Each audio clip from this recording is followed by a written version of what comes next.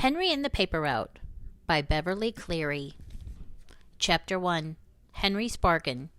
One Friday afternoon, Henry Huggins sat on the front steps of his white house on Klickitat Street with his dog, Ribsby, at his feet. He was busy trying to pick the cover off an old golf ball to see what was inside. It was not very interesting work, but it was keeping him busy until he could think of something better to do. What he really wanted, he decided, was to do something different. But how he wanted that something to be different, he did not know. "Hi, Henry," a girl's voice called as Henry picked away at the tough covering of his golf ball. It was Beatrice, or Beezus, as everyone called her. As usual, she was followed by her little sister Ramona, who was hopping and skipping along the sidewalk. When Ramona came to a tree, she stepped up into the shadows and then jumped out quickly. "Hi, Beezus," Henry called hopefully. For a girl, Beezus was pretty good at thinking up interesting things to do. "What are you doing?" he asked when the girls reached his house. He could see that Beezus had a ball of red yarn in her hands. "Going to the store for Mother," answered Beezus, as her fingers worked at the yarn. "I mean, what's in your hands?" Henry asked. "I'm knitting on a spool," Beezus explained. "You take a spool and drive 4 nails in one end, and you take some yarn and a crochet hook, like this. See?" Deftly, she lifted loops of yarn over the nails in the spool to show Henry what she was doing. "But what does it make?" Henry asked. "A long piece of knitting." Beezus held up her work to show Henry a tail of knitted red yarn that came out of the hole in the center of the spool. "But what's it good for?" Henry asked. "I don't know," admitted Beezus, her fingers in the crochet hook flying. "But it's fun to do." Ramona squeezed herself into the shadow of a telephone pole. Then she jumped out and looked quickly over her shoulder. "What does she keep doing that for?" Henry asked curiously as he picked up off a large piece of the golf ball cover. He was getting closer to the inside now. "She's trying to get rid of her shadow," Beezus explained. "I keep telling her she can't, but she keeps trying anyway. Mother read her that poem. I have a little shadow that goes in and out with me, and what can be the use of him is more than I can see." She decided that she didn't want a shadow tagging around after her. Beezus turned to her sister. "Come on, Ramona. Mother said not to dawdle." "Oh, for Pete's sake," muttered Henry as the girls left, knitting a long red tail that wasn't good for anything and trying to get rid of a shadow. The dumb things girls did. They didn't make sense. Then he looked at the battered golf ball in his hands, and the thought came to him that what he was doing didn't make much sense either. In disgust, he tossed the golf ball onto the lawn. Ribsy uncurled himself from the foot of the steps and got up to examine the golf ball. He picked it up in his teeth and trotted to the top of the driveway, where he dropped it and watched it roll down the slope to the sidewalk. Just before it rolled onto the street, he raced down and caught the ball in his mouth. Then he trotted back up the driveway and dropped the ball again. Henry watched Ribsy play with the golf ball, and he decided that this afternoon everyone, even his dog, was busy doing something that made no sense at all. What he wanted to do was something that made sense, something important, well, he couldn't think exactly what, but something important. "Hi there, Henry." A folded newspaper landed with a thump on the grass in front of Henry. "Oh, hi, Scooter," answered Henry, glad of an excuse to talk to someone, even if it was Scooter McCarthy. Scooter was in the 7th grade at the Glenwood School, while Henry was only in 5th. Naturally, Scooter felt pretty superior when Henry was around. Henry looked at Scooter sitting on his bicycle with one foot against the curb and his canvas bag of journals over his shoulders. He thought it must be fun to ride down the street tossing papers to the right and to the left and getting paid for it. "Say, Henry," said Scooter, "Mr. Capper, he's in charge of the journal boys around here. He's looking for somebody to take a route. You don't happen to know anybody around here who would like to deliver papers, do you?" "Sure," answered Henry eagerly. "Me." Talk about opportunity knocking. It was practically pounding on his door. A paper route was important, and Henry knew that delivering the journal was exactly what he wanted to do. It made sense. Scooter looked thoughtfully at Henry, who waited for him to scoff, the way he usually did at almost anything Henry said. But this time Scooter surprised Henry. He did not scoff. Instead, he said seriously, "No, I don't believe you could do it." Henry would have felt better if Scooter had said, "You deliver papers? Ha! Big joke," or something like that. Then Henry would have known that Scooter was just talking. But to have Scooter say, "No, I don't believe you could do it," well, Henry knew Scooter really meant it. "What's wrong with me delivering papers?" Henry demanded. "I can throw just as good as you can." "Well, for one thing, you're not old enough," Scooter explained. "You have to be 11 to have a paper route." "I'm practically 11, said Henry. "I have a birthday in a couple of months. Less than that, really. I feel 11, and if you can deliver papers, I guess I could too." "Yes, but you aren't 11, Scooter pointed out, as he pulled another journal out of his bag and pedaled on down the street. Henry watched Scooter toss a journal, with an experienced flip of his wrist, onto the front steps of a house farther down the block. So Scooter really didn't think he could handle a paper route, and he wasn't just joking either. Henry began to think. He'd show Scooter. That's what he'd do. Maybe Scooter was older and did have a paper route, but he could catch up with him somehow.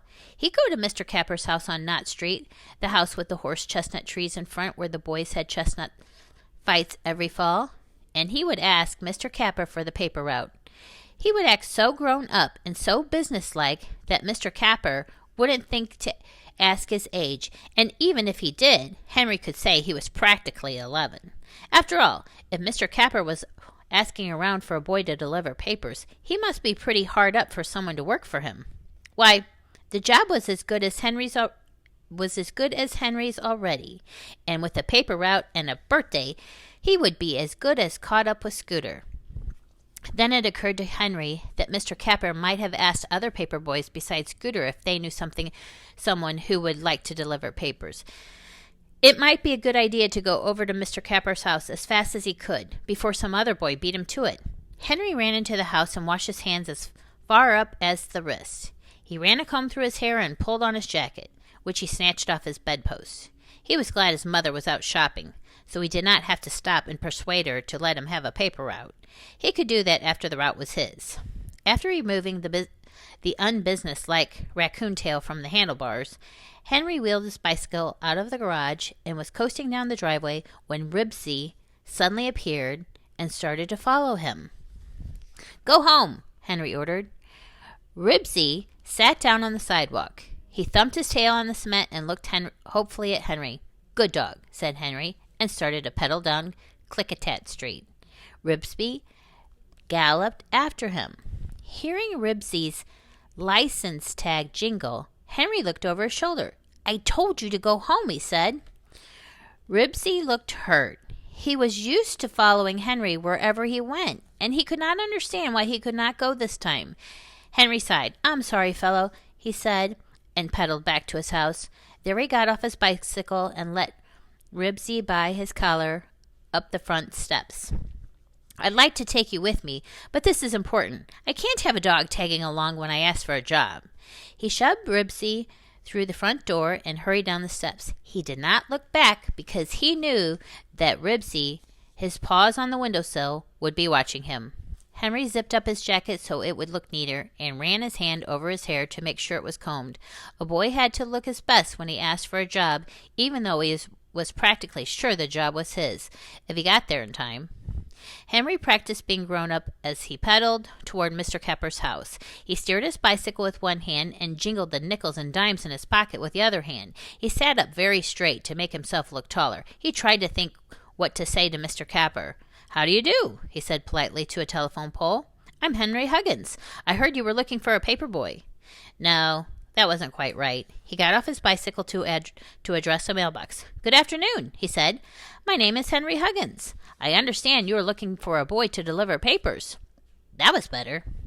Then Henry spoke to an imaginary bunch of boys. "Sorry," he said in a brief and businesslike way. "Can't play ball with you now. I have to start my route." Yes, that was what he would be saying after his visit to Mr. Capper. "My route," he said to himself, again, as just speaking the words made him feel good. As he rode through the business district, Henry glanced at his reflection in the windows of the Rose City barber shop and the Payless drugstore, and he was pleased with what he saw. Businesslike. That was Henry Huggins. Why, he probably wouldn't even have to tell Mr. Capper why he was calling. Mr. Capper would look at him, and right away he would see that there was a boy who could handle a paper route. "Young man, do you want a job?" he would ask Henry as soon as he opened the door. Maybe Mr. Capper would be so busy talking him into taking the paper route that all Henry needed to say would be, "Yes, sir, I'd be glad to take the job."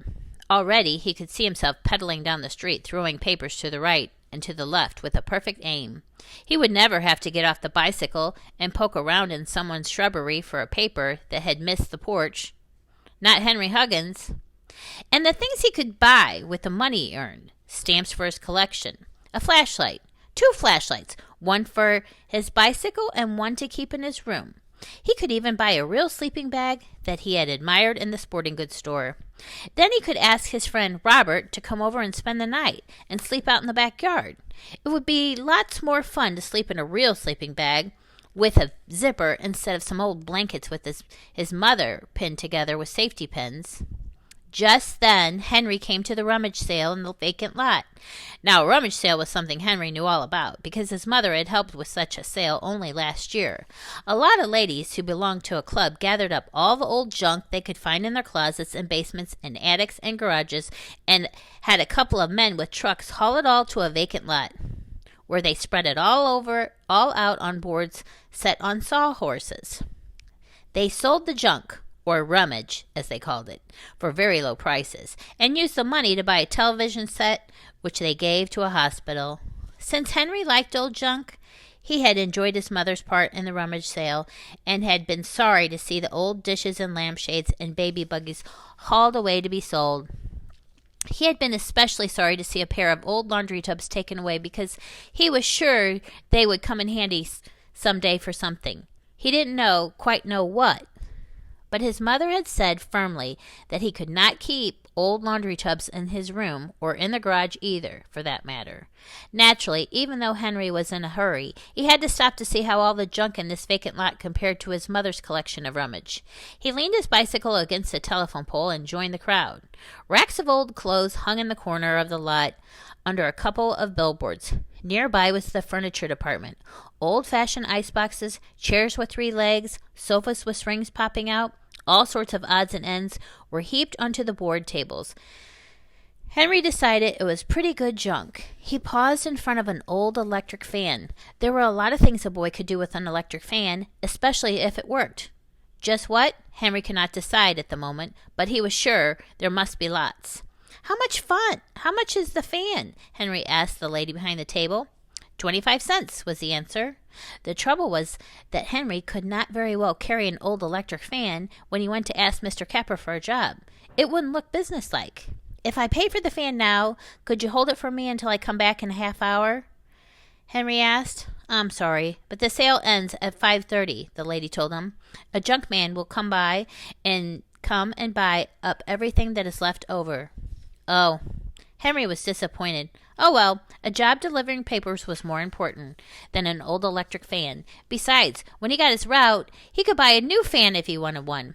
As Henry started to leave, he glanced into a carton, and what he saw was a great surprise. 4 kittens, 1 black and white, 1 gray with white paws, and 2 yellow and white striped, lay sleeping in a corner of the box.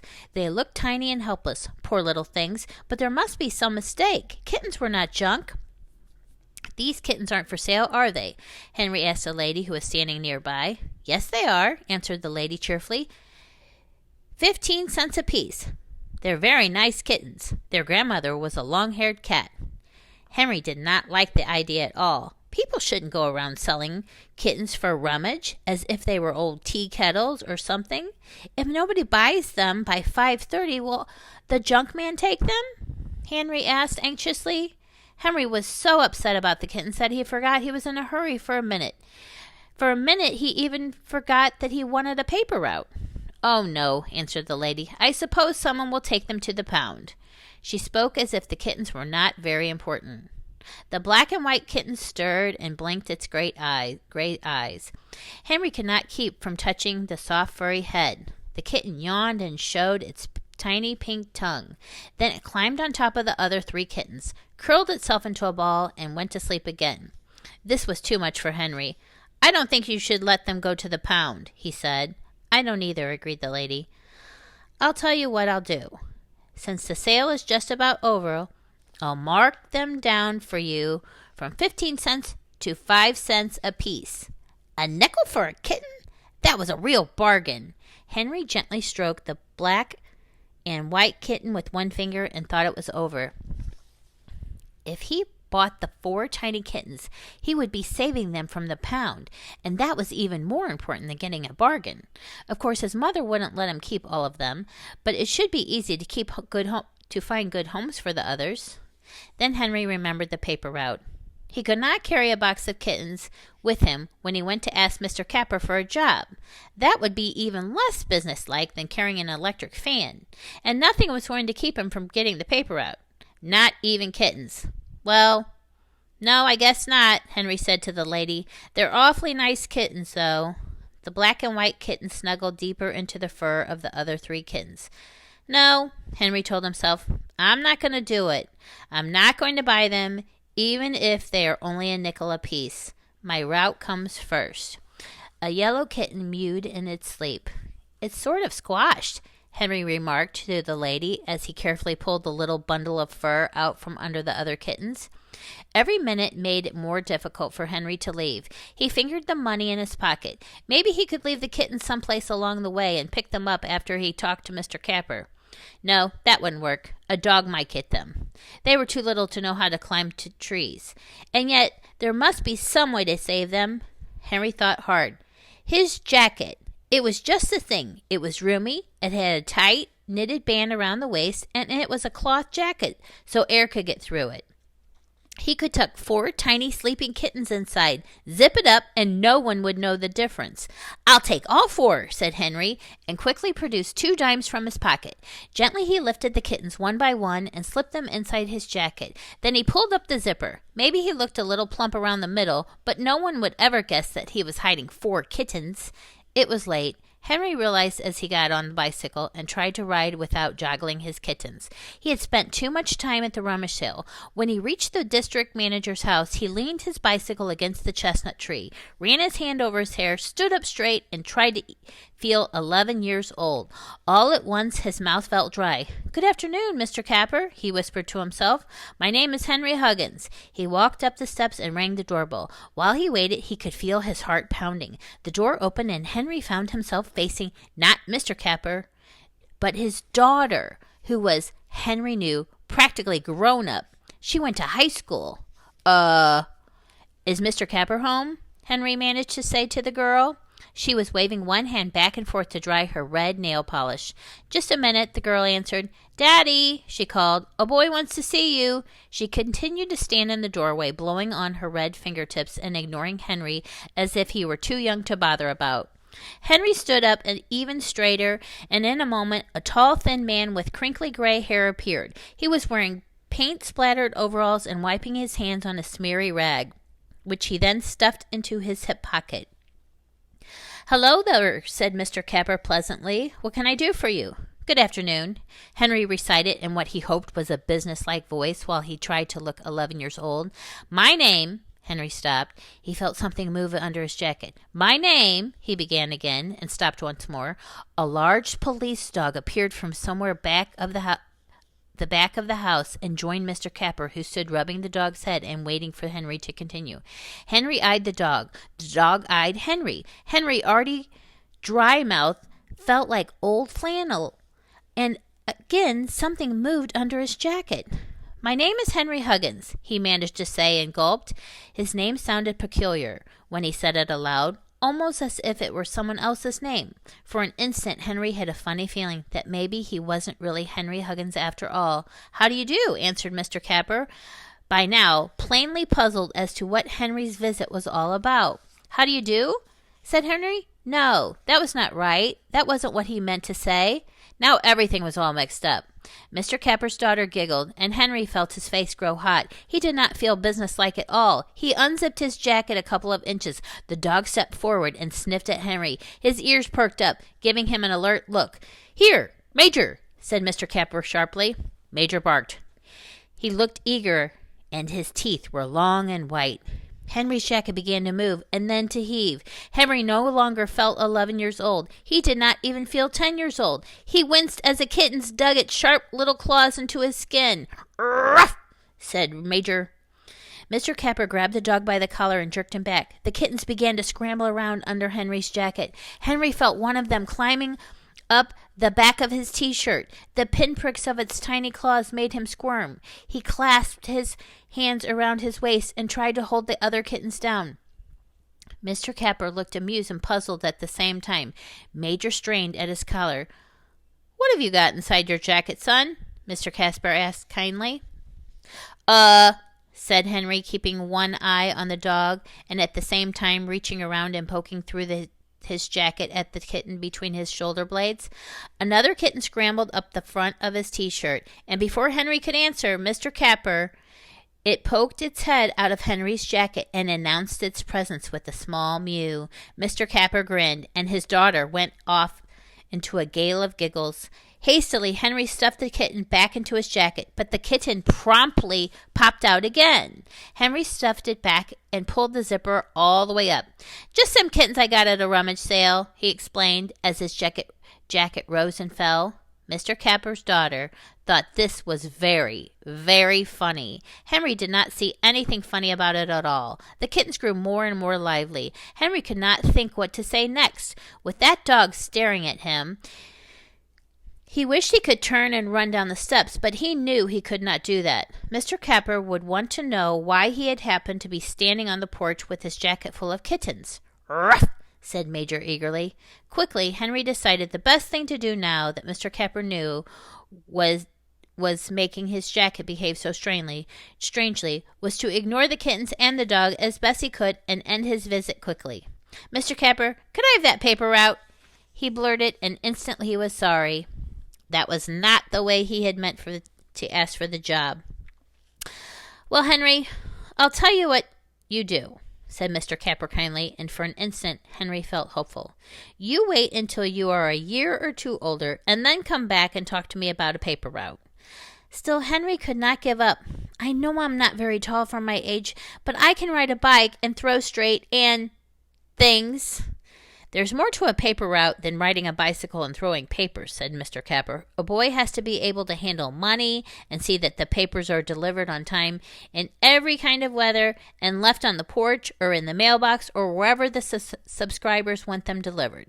There's more to a paper route than most people know about." "Ouch!" Henry could not help explaining as he reached inside his jacket and unhooked a kitten's claw from his T-shirt. "I mean, I'm sure I can do all those things, Mr. Capper." "I'm sure you can, too, in a year or two," said Mr. Capper. His smile was friendly, but Henry knew he meant what he said. "Well, thank you just the same," said Henry uncertainly. He turned and started down the steps. "Thank you for coming to see me," said Mr. Capper. "And don't forget what I said. Come back in a year or two." "Ruff!" said Major. "A year or two," thought Henry as he walked down the steps. Didn't Mr. Capper realize that a year or two was practically forever? Just before Mr. Capper shut the door, Henry heard his daughter exclaim, "Oh, Daddy, did you ever see anything so funny in your whole life? Can you imagine carrying kittens around inside a jacket? I thought I'd die laughing." "How unbusinesslike can I get anyway?" Henry wondered as he rode glumly toward the home. Nothing ever turned out the way he planned. He started out to get a paper route, and what did he have instead? Kittens. 4 little old kittens. That was what he had. And what, Henry began to wonder, would his mother say about his bringing home 4 kittens? And what would Ribsby do? "Can't you be still a minute?" Henry asked a kitten that had climbed up his T-shirt and poked his furry little head out under his chin. Well, just the same, Henry decided, somehow he would manage to get a paper route, and he wouldn't wait a year or two either. He didn't know how he would do it, but his mind was made up.